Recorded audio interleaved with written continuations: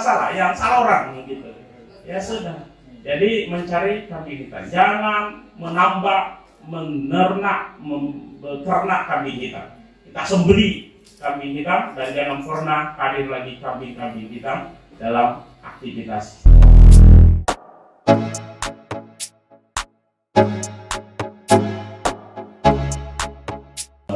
Kendari sekedar mengantar. Kendari itu Pak Syarif, saya hampir sama dengan Pak Obed. Beliau bekerja di sini. Saya rakam 89 Pak Obed. Kendari 89 dan Kendari itu kenangan indah sehari-hari. Ya, biasanya Pak Syarif tidak akan bisa meninggalkan Kendari kalau sudah meminum airnya. Tapi jangan pakai minum ini. Harus bekerja. Luar biasa, Sulawesi Tenggara ini saya sering sampaikan di adik-adik mahasiswa. Kalau Borobudur itu perlambang kejayaan masa lalu dan Monas adalah kristalan kejayaan masa kini, maka Sulawesi Tenggara ini potensi kejayaan masa depan bangsa ini. Dasar sumber daya alamnya di laut, di darat, bahkan di bawah tanah. Sekarang sumber daya alam yang sangat dibutuhkan, seluruh energi dikumpul dalam satu benda, ya. Baterai itu dan bahan bakunya ada di Kendari. Dulu waktu di Pemkot ada lurah yang berhenti tiba-tiba begitu saja, dia dulu tidak pokok berhenti saja. Saya ketemu ibunya, Bu, kenapa bapak itu berhenti lurah? Uruslah supaya bisa jadi pensiun. Si ibu kasihan Pak, kebetulan itu tanah yang dulu terbengkalai ada isinya. Ada isinya itu nekel sekali. Saya penasaran. Belum menyampaikan dari sekampungnya Bapak yang pakai alat beratnya, Pak Haji Sakar, mungkin pasar di Limbung, Pak Haji Sakar. Pak, Bu Haji, berapakah itu pengapalan satu kali?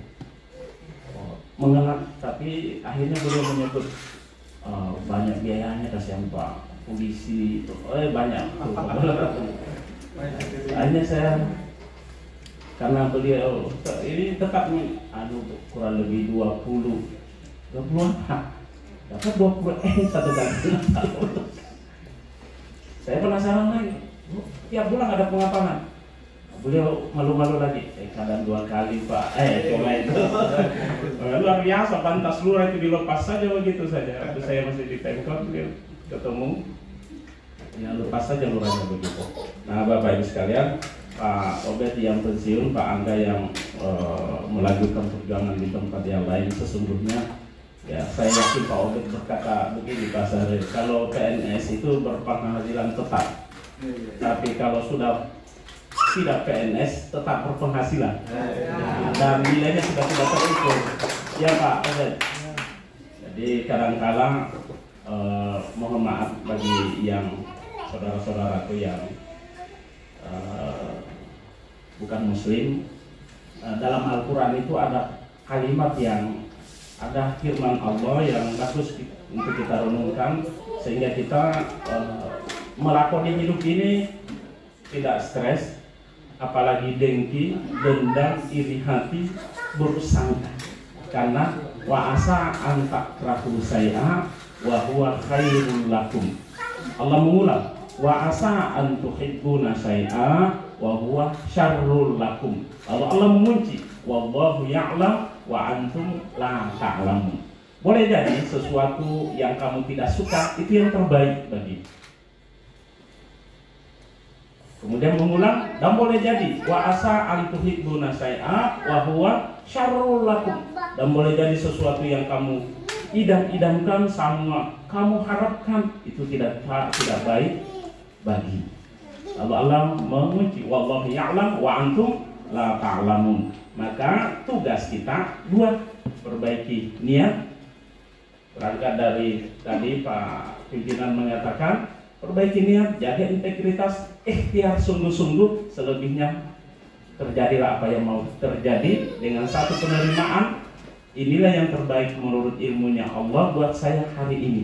Dan besok kembali kita berusaha sungguh-sungguh dengan niat yang baik. Hasilnya tetap kita terima, ini yang terbaik buat saya hari ini. Dan besok kembali dengan niat yang baik, optimal yang sungguh-sungguh. Fa'idza asamta fatawakkal 'alallah, innallaha yuhibbul mutawakkilin. Perbaiki niat, ikhtiar sungguh-sungguh, hasilnya tawakal kepada Allah. Nah, kalau begitu insya Allah tidak ada. Kalau kita merenung Bapak Ibu sekalian, dan saya berkali-kali Bapak sekalian berkali-kali merasakan Masya Allah luar biasa. Bapak ingat 2017, akhir periode kami itu 2017.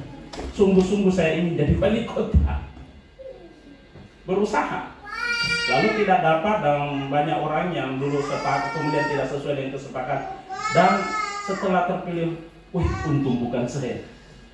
Begitu 4 bulan, ya bukan berarti beliau tidak baik dan seterusnya, tetapi memang kita itu hanya melihat yang ada di depan dan kita tidak tahu apa yang ada di belakang sana.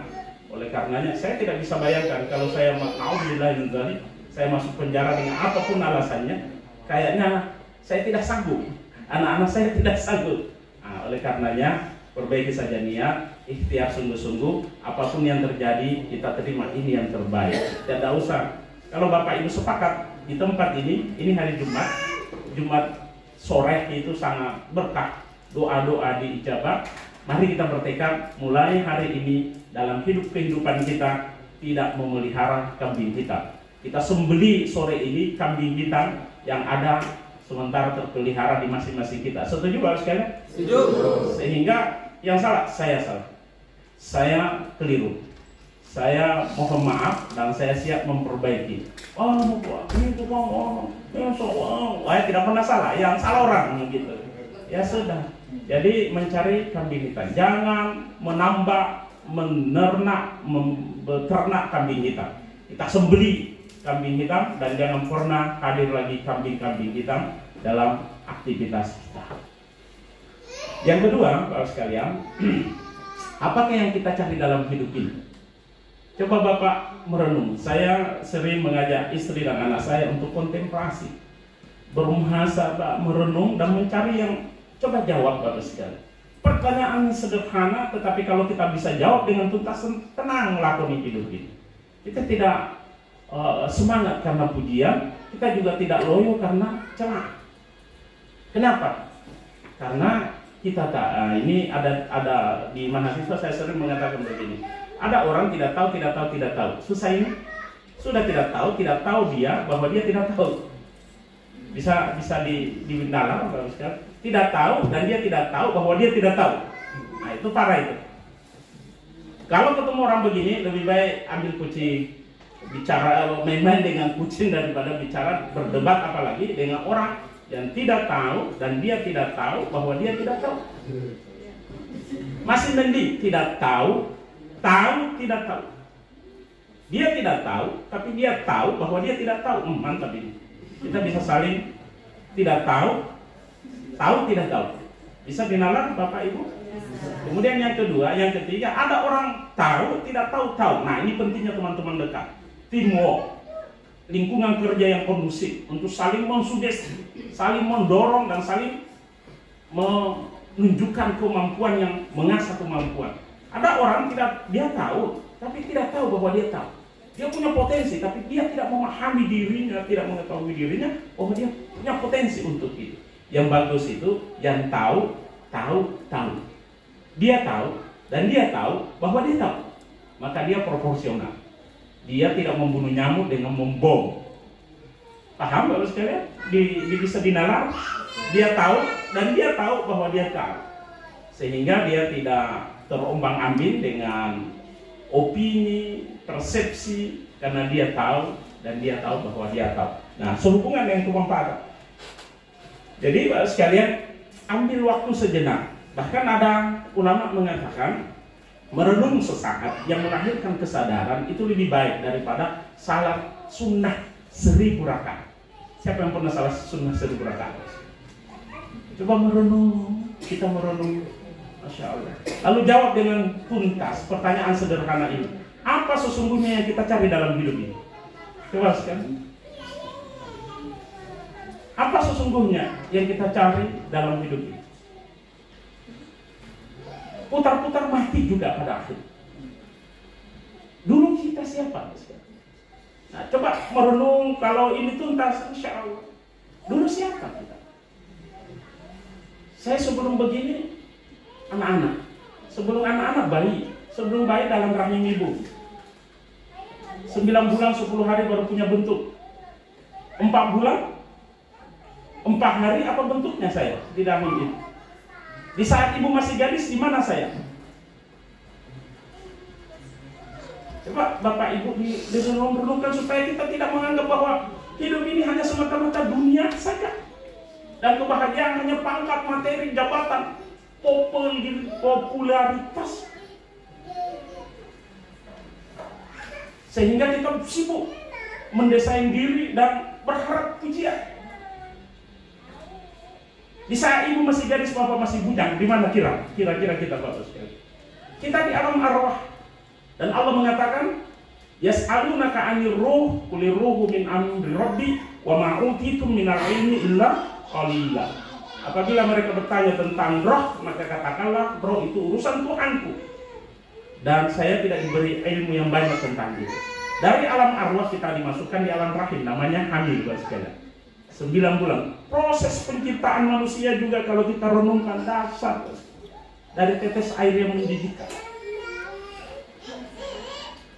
Semua bahan bakunya kita sama, dari air yang menjijikkan. Dari gumpalan air berubah menjadi gumpalan darah. Dari gumpalan darah kemudian Allah sempurnakan gumpalan daging yang punya bentuk. Masya Allah. Dari air, tetes air mani yang menjijikkan kalau kita lihat itu sekarang. Tiba-tiba ada otak yang fungsinya luar biasa. Ada jantung yang demikian canggihnya, letaknya sangat pas. Otak yang sensitif ditaruh dengan tengkorak yang kokoh. Jantung pun demikian dikelilingi dengan postur tubuh yang sangat. Coba bandingkan sekalian, binatang apa yang paling kita suka? Penciptaan kambing yang hitam atau kambing yang putih mulus. Tidak ada sebanding sama sekali dengan penciptaan kita. Posturnya, tidak usah lagi lur pikirannya, postur saja. Maka Allah mengatakan, laqad khalaqnal insana fi ahsani taqwim. Sungguh saya telah menciptakan kalian manusia itu dengan sebaik-baiknya. Coba merenung, kalau Allah tidak kasih engsel di sini, pernahkah kita mendesain minta engsel? Dari tetes air menjijikkan ada engsel. Tangan saja tidak sama panjang, hikmahnya luar biasa. Tapi kan kita tidak perlu bersyukur. Coba kalau Allah sama panjangkan jari-jari, atau Allah tidak kasih engsel di sini. Ya sudah dikasih engsel tapi dipaku di sini, tidak ada engselnya. Apa yang bisa kita lakukan? Dengan postur begini kita naik sepeda bagus, bawa motor bagus, naik mobil bagus, bawa mobil bagus, tidur dengan bagi posisi bisa. Katungkurap sambil pegang HP. Telanjang saat apa? Telanjang.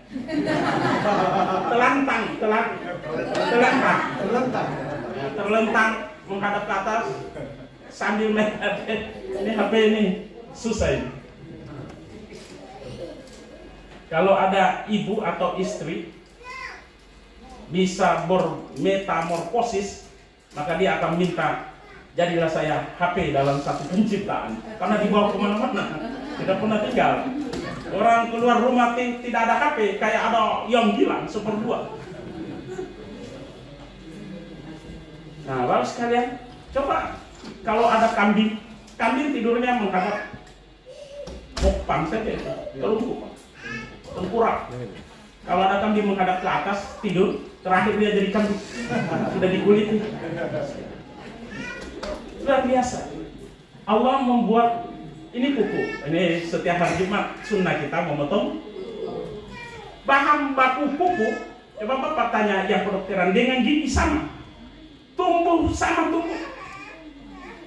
Ada kuku tumbuh, gigi tumbuh. Ini luar biasa. Pada batas tertentu Allah berhentikan tumbuh gigi.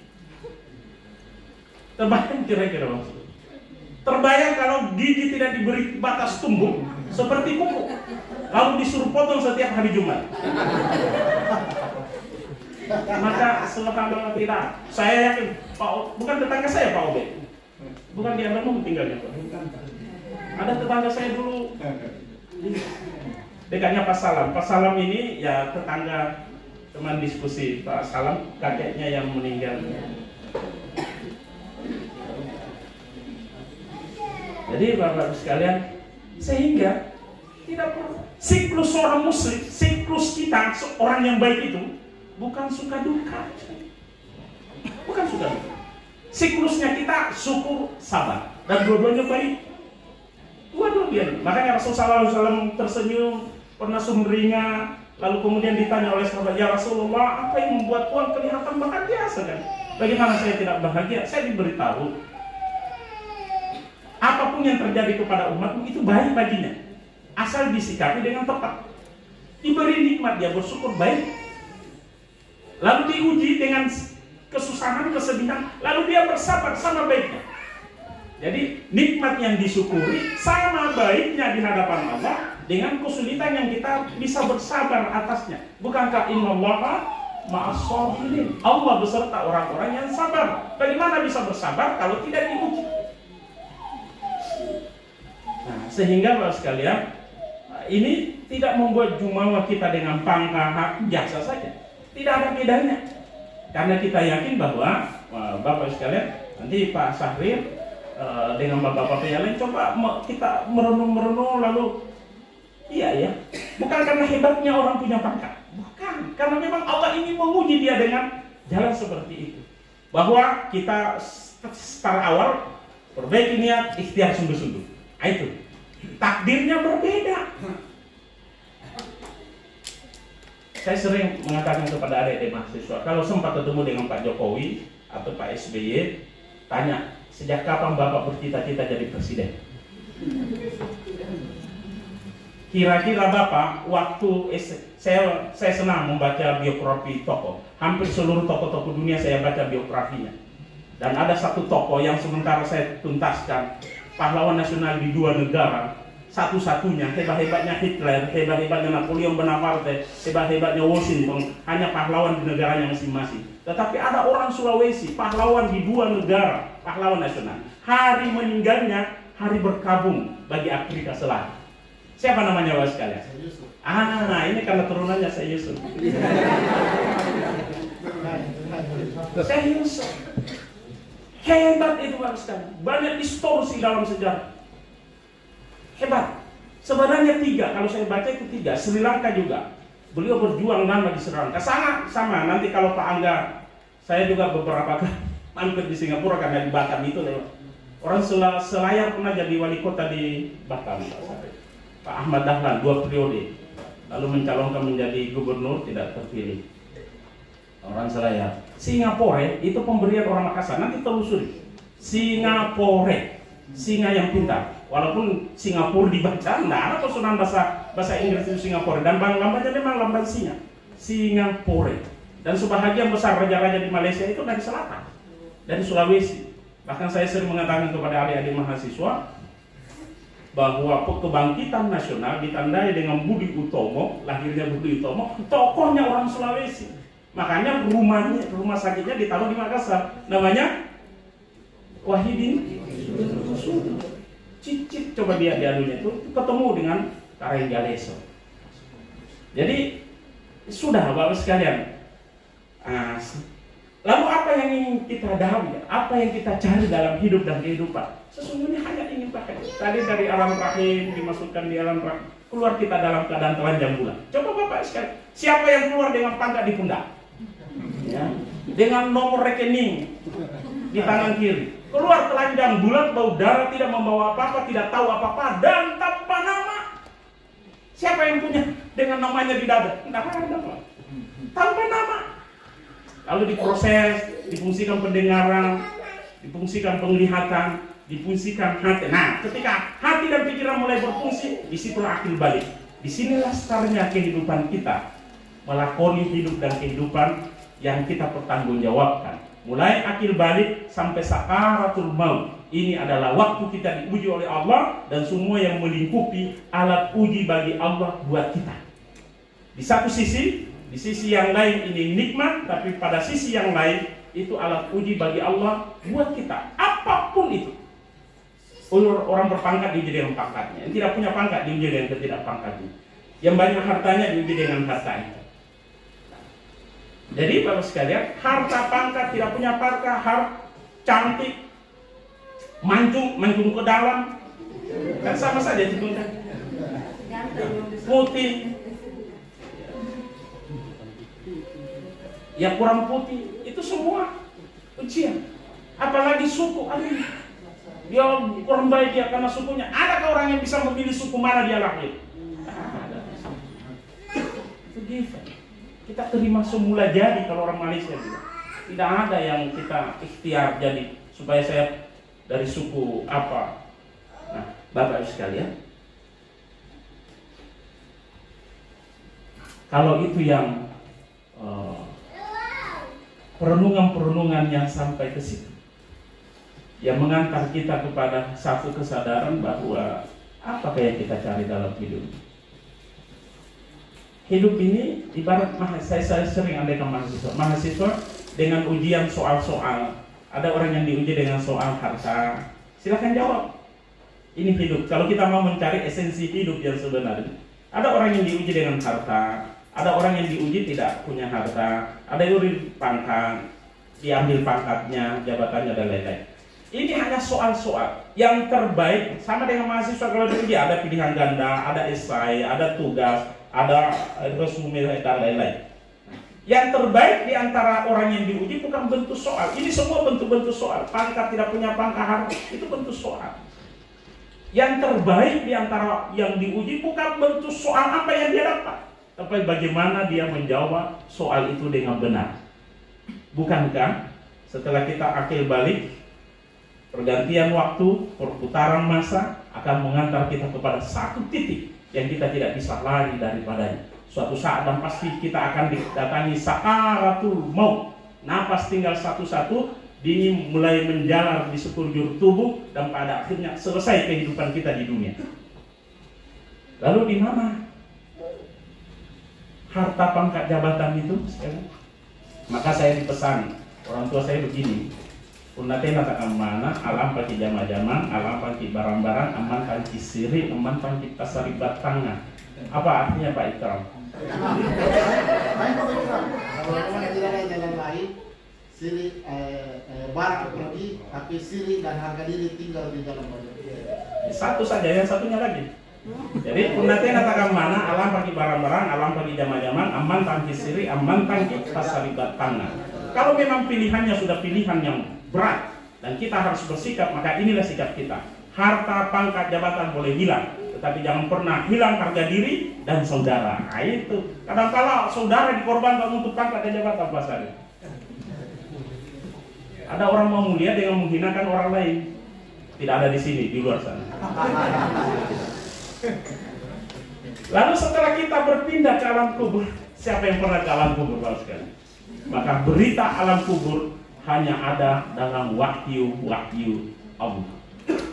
Dalam hadis-hadis Rasul Sallallahu Alaihi Wasallam, tidak ada. Kalau orang bicara alam kubur dengan tidak ada teknologi apapun, tidak ada yang bisa mendeteksi apa yang terjadi di alam kubur. Pindah kita dari alam dunia ke alam kubur. Nah, namanya mati. Ini yang paling ditakuti. Padahal ini proses dari alam arwah masuk di alam rahim keluar di alam dunia. Namanya lahir, di alam dunia pindah ke alam kubur, namanya mati. Di sana kita menunggu sampai batas tertentu kiamat tiba, hari kiamat, hari akhirat, ya hari akhir, lalu dibuatlah perhitungan manusia, ujungnya surga dan neraka. Tetapi di kuburan masing-masing orang mendapatkan DP-nya. Kalau dia calon penghuni surga, dia tinggal di bahagian dari taman-taman surga. Kalau dia penghuni neraka, calon penghuni neraka, maka dia tinggal di salah satu lembah neraka. DP-nya. Nah, ini tentu konsumsinya keimanan. Lalu kembali, kalau begitu, apakah memang hidup ini hanya antrian panjang menunggu mati? Kita berani mati, tidak akan memperpendek usia. Takut mati, tidak memperpanjang usia. Lalu kembali ke pertanyaannya, kalau begitu apa yang kita cari? Kita hanya ingin bahagia, Semua orang hanya ingin bahagia. Itu yang terangkum dalam induk doa kita bagi yang muslim. Bapak juga mohon maaf Pak Obed, saya tidak tahu. Kalau saya tahu kitab ini saya sampaikan, tapi yang sampai saya salah. Jadi doa sapu jagat seorang muslim itu, doa sapu jagatnya Rabbana atina fid dunya hasanah wa fil akhirati hasanah wa qina adzabannar.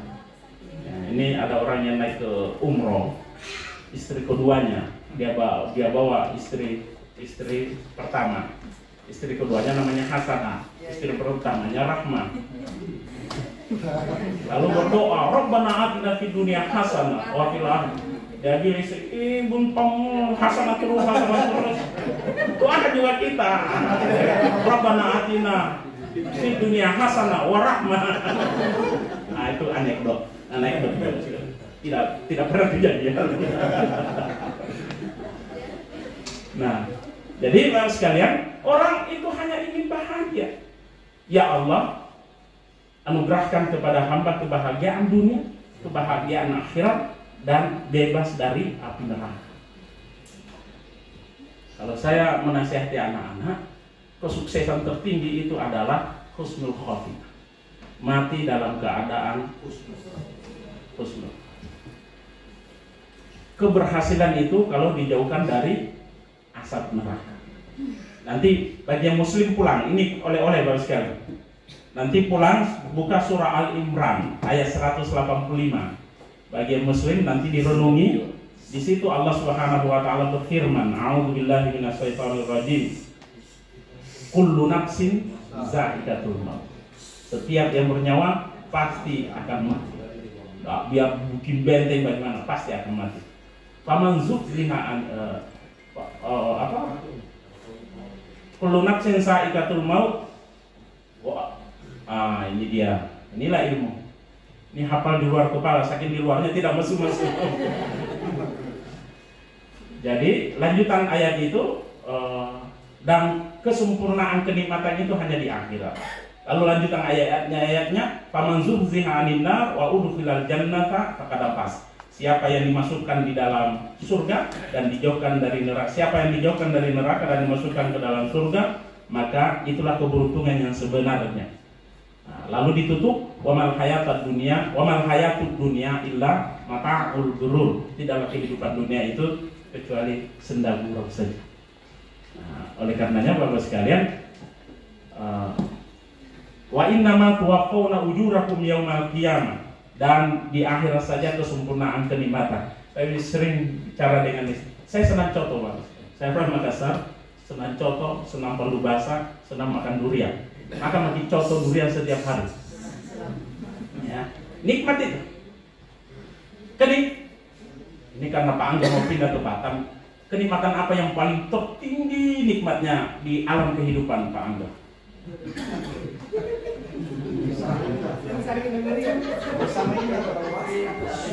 Paling nikmat.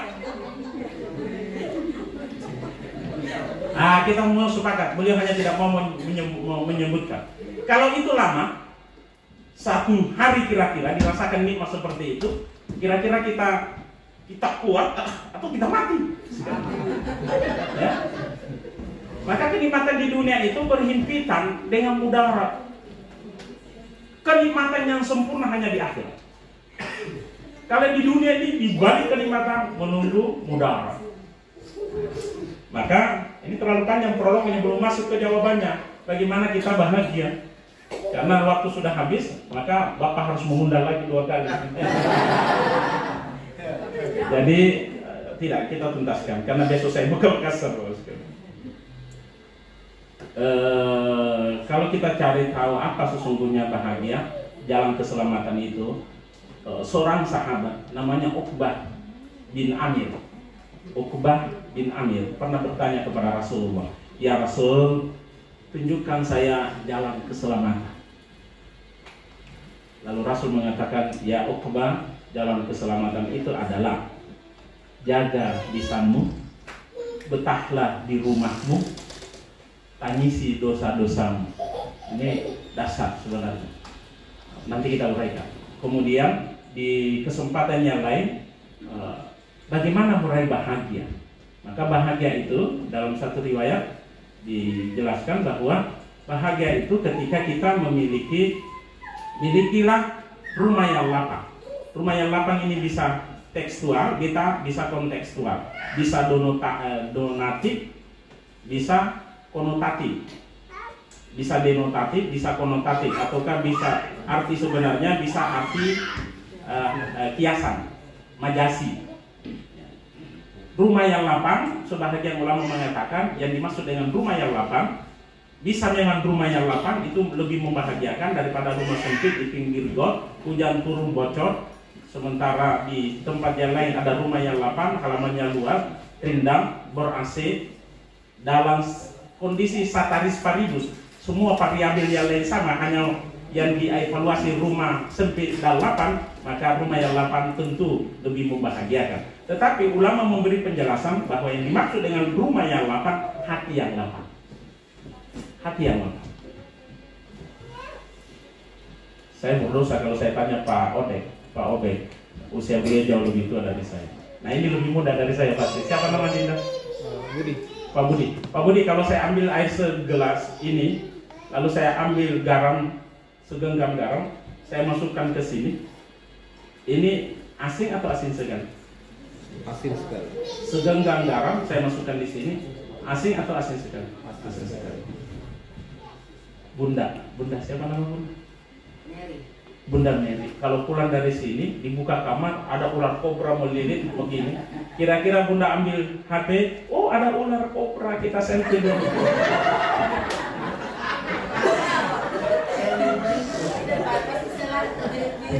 Histeri Bunda ya.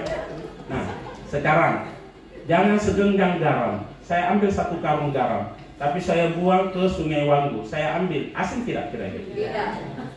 Padahal tadi segenggam bikin asin. Jangan satu ekor ular kobra, 2-3 ekor ular kobra, 5 ular kobra yang 2 kali lebih besar dari ular yang ada di kamarnya Bu Mary. Tetapi ditaruh di lapangan sebelah timurnya lapangan benua dan Bu Mary di sebelah baratnya. Masih takut kira-kira ujung pukul ujung. Takut Bunda? Tidak lagi. Jadi sesungguhnya bukan semata-mata ularnya yang jadi masalah. Bukan semata-mata garamnya yang membuat ini asin. Kadangkala, tapi yang paling penting adalah, jadi sesuatu itu jadi masalah atau tidak, bukan peristiwanya itu, tetapi bagaimana meresponnya, bagaimana menanggapinya, selapang dan sesempit apa dada kita. Itu yang jadi masalah. Ada orang bertengkar dan gara-gara kunci mobil. Bu, ambilkan kunci mobil. Di mana? Dekat televisi. Tidak ada. Cari di situ. Tidak ada. Kau cari baik-baik. Pergi cari sendiri. Ini ada matamu di mana kau simpan? Gara-gara mobil, kunci mobil. Energi habis. Mobil, waktu. Saya kira karena waktu yang terbatas, Bapak sekalian. Jaga lisan. Ini membahagia, jalan keselamatan. Nabi mengajarkan, "Mangkana yu'minu billahi wal yaumil akhir falyakul khairan aw liyasmut." Barang siapa, sandarannya luar biasa. Ini konsiderannya. Barang siapa yang beriman kepada Allah dan hari kemudian. Artinya kalau dia beriman dengan itu, maka dia hendak falyakul khairan aw liyasmut. Berkata yang benar atau diam saja. Buya Hamka mengatakan diam itu emas, bicara itu perak. Yang pertama, jaga lisan. Siapa yang kata Rasul bisa menjaga 2 yang terjepit, maka saya jamin dia surga. Terjepit di atas lisan, lidah, terjepit di bawah itu. Siapa yang bisa menjaga kesucian 2 yang terjepit itu, maka saya jamin surga, kata Rasulullah. Ini yang paling Masya Allah. Awalnya kasihan. Bapak, Ibu, gibah dalam Islam itu sama dengan memakan bangkai saudaranya sendiri. Memang begitu, Pak. Saya bicara ini memang begitu. Nah, memang begitu. Itulah gibah. Kalau dia tidak suka orang lain mendengar, walaupun itu terjadi padanya. Awalnya kan kita Ini yang biasa begini, bapak-bapak atau ibu-ibu? Nah, sama. Oh, kasihan itu anu. Kenapa? Oh, kasihan kau tidak tahu kan? Jangan bilang-bilang, hanya kau yang saya kasih tahu. Pindah lagi di kantor sebelah. Kau belum tahu saya kenapa? Wih, panjang itu wehnya. Wih. Jangan aku bilang-bilang, hanya kau yang saya. Satu PPS tahu, tidak ada yang bilang-bilang. Itu kerjanya bapak-bapak yang di luar sana. Kalau ibu-ibu tidak sanggup. Hanya harus diingat, salah satu penyebab wanita banyak masuk neraka, tipis bibirnya. Tapi bukan ibu-ibu di sini. Di sana di kampung saya pasarnya. Di Palopo ya pasarnya. Nanti marah pasarnya di Goa di kampungnya Pak Ikram.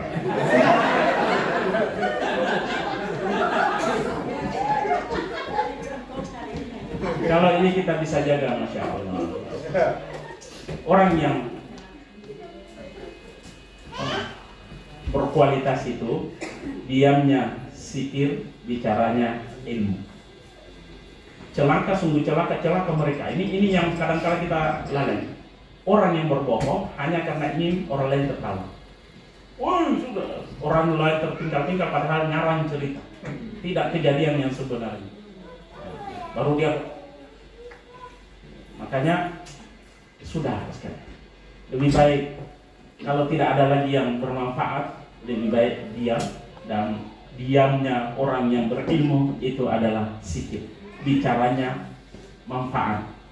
Maka kadang-kala Bapak sekalian, dalam interaksi kita sosial di kemasyarakatan itu ada orang yang manusianya wajib, tipe manusia wajib. Dan bagaimana itu? Kalau dia datang pasti ada manfaatnya. Keberadaannya membawa manfaat. Kalau dia tidak datang pasti dicari. Ini tipe manusia wajib. Ada tipe manusia sunnah. Kalau dia datang pasti ada manfaatnya. Kalau dia tidak datang apa boleh buat? Dia tidak datang. Tipe manusia di bawahnya apalagi Pak Ikram. Serius sekali Pak Ikram saya lihat. Tipe manusia berikutnya adalah tipe manusia yang mubah. Kalau dia datang ya tidak apa-apa. Ya. Kalau tidak datang tidak apa-apa juga.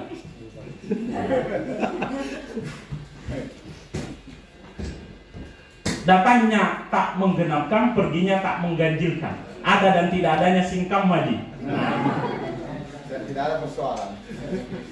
Jadi manusia bumba ini, ya pokoknya dia datang tidak apa-apa, tidak datang juga tidak apa-apa. Ada dan tidak adanya sama saja. Turun lagi manusia makruh. Kalau dia datang apa boleh buat, terlanjur dia datang tidak apa-apa. Kalau dia tidak datang sesungguhnya itu lebih baik. Orang menganggap begitu. Dan tipe manusia yang naudzubillah min dzalik jangan ada seperti itu. Manusia yang haram kalau dia datang pasti ada masalah. Ya. Kalau dia tidak datang senang semua orang. Matinya orang begini pun menyenangkan satu lorong. Mati datang di sana, alhamdulillah. Tinggal kita memilih, kita ini mau manusia apa. Dan sebaik-baik manusia khairun nas ampa'uhum linnas. Sebaik-baik manusia yang paling banyak manfaatnya terhadap sesamanya manusia. Jadi saya ingin menitip pesan, jangan sia-siakan kesempatan bermanfaat sekecil apapun itu peluangnya. Karena berbuat baik investasi yang tidak pernah rugi. Berbuat baik adalah investasi yang tidak pernah akan rugi.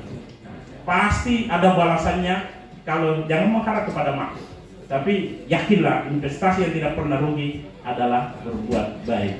Jaga lisan, masih ada 2 nanti pertemuan berikutnya. Assalamualaikum warahmatullahi wabarakatuh. Waalaikumsalam warahmatullahi wabarakatuh.